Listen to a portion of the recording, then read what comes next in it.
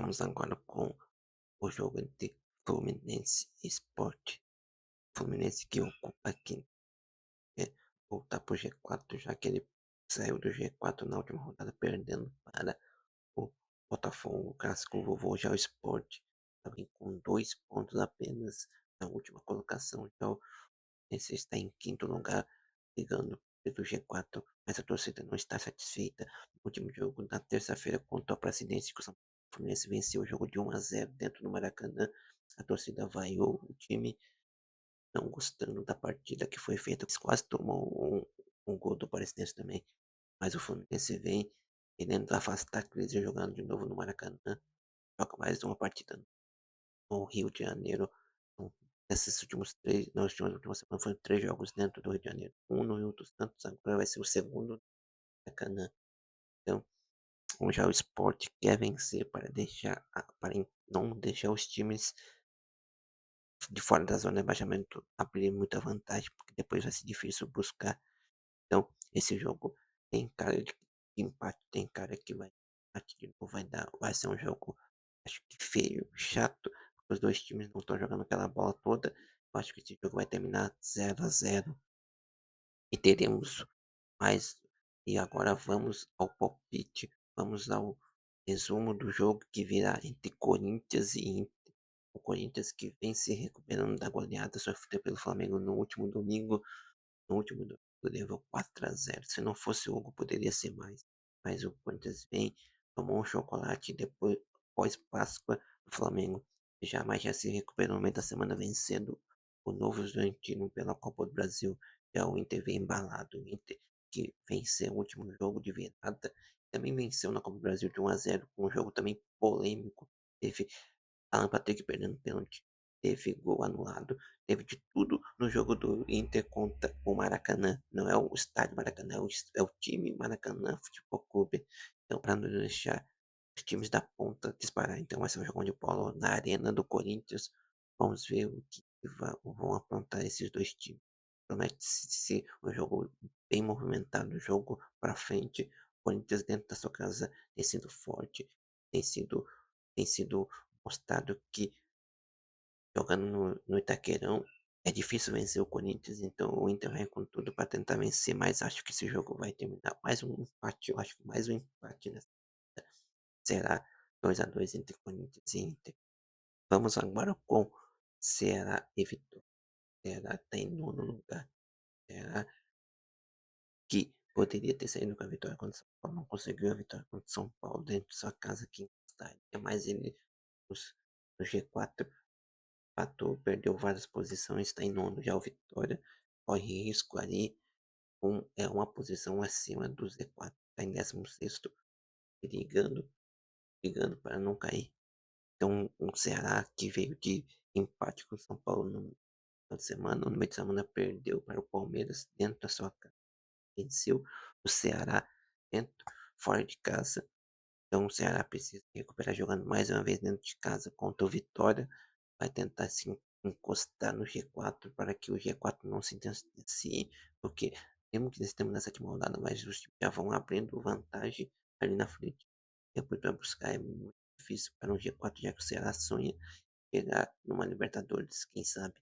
Então, hoje a Vitória quer vencer o jogo, quer espantar a crise, porque também vem mal no Sul-Americano, né, jogou no meio dessa semana, foi eliminado na Copa do Brasil, então ele teve a semana toda para treinar, trabalhar para esse jogo e conseguir a vitória e sair com os 3 pontos para afastar-se do Z4. Esse jogo vai ser um jogo de bola, mas acho que o Vitória perde para 2-0.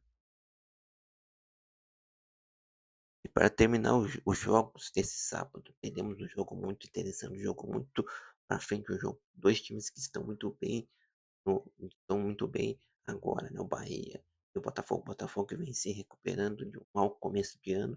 O Bahia vem embalado. É o líder do seu grupo na Libertadores. Venceu o Paysandu.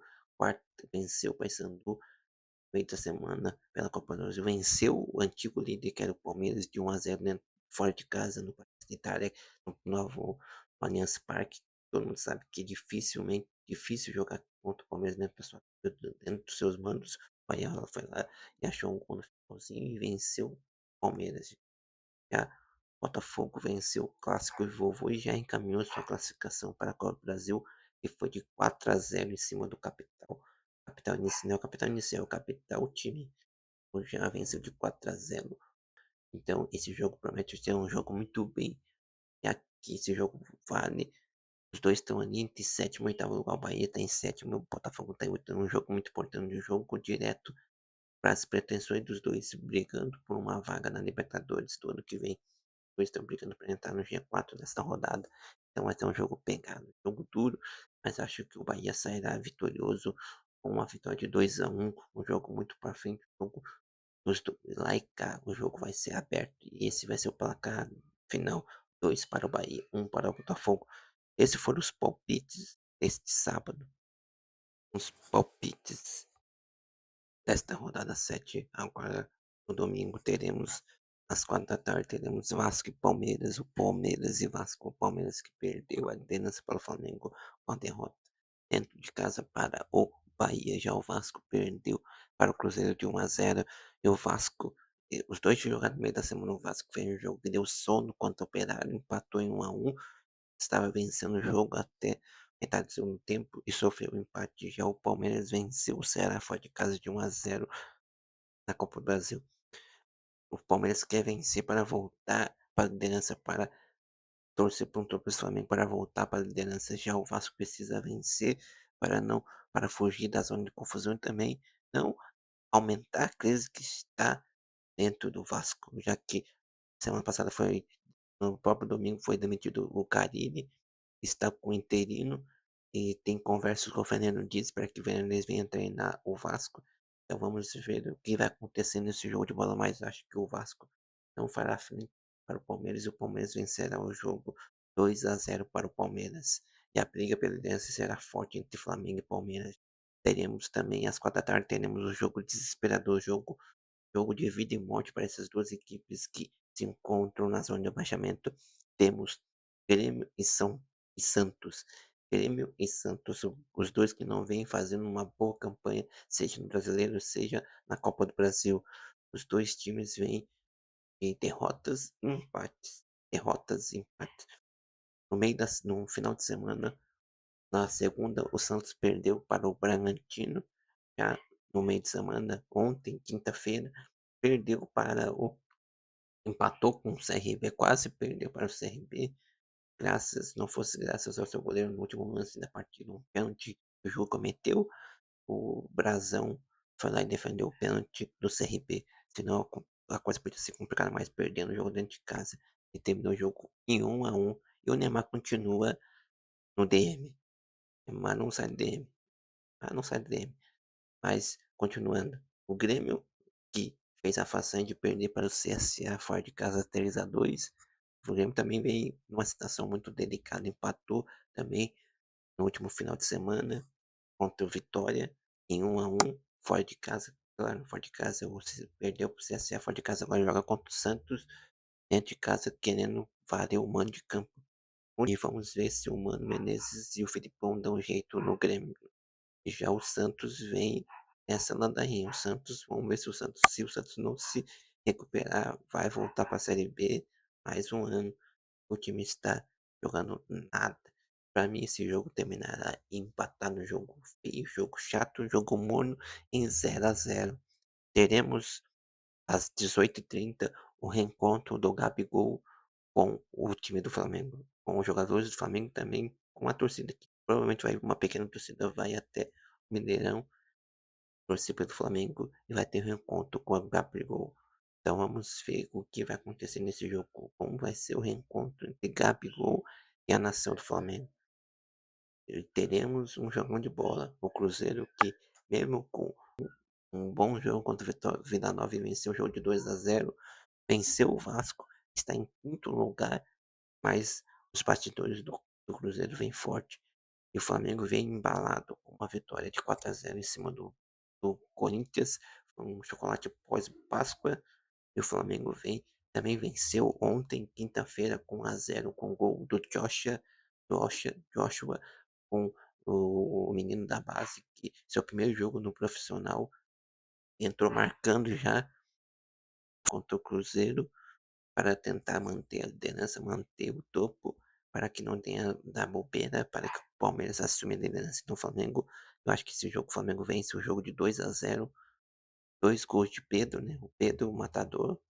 Pedro vai ser o 9 da seleção, Pedro virá e fará 2 gols em cima do Cruzeiro e o Flamengo vencerá mais uma no Brasileirão.